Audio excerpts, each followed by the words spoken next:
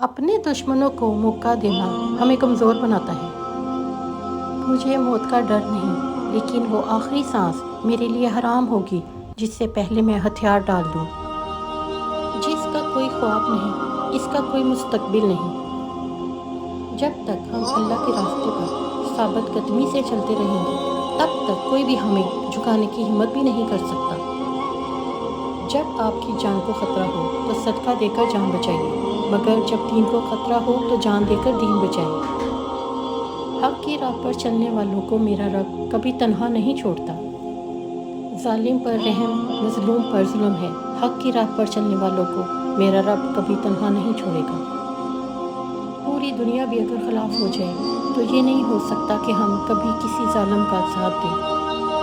ہمارے اسلام کی داستانیں بچوں کو سلانے کے لیے نہیں، بلکہ مردوں کو جگانے کے لیے سنائی جاتی ہیں۔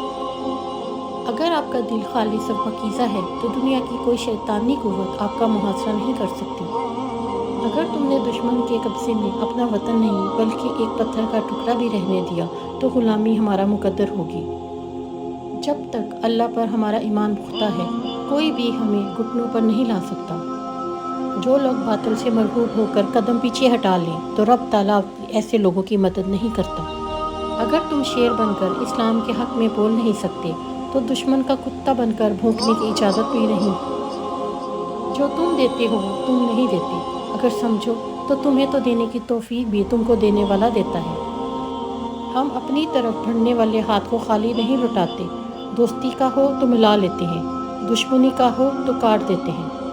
میرے تلوار چلانے کا مقصد صرف اور صرف انصاف کو قائم رکھنا ہے۔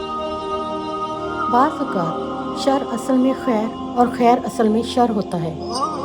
مایوسی ہمارے لیے حرام ہے۔ ہمیں اللہ کی رحمت سے مایوسی کرنے کا کوئی حقدار نہیں بنایا گیا۔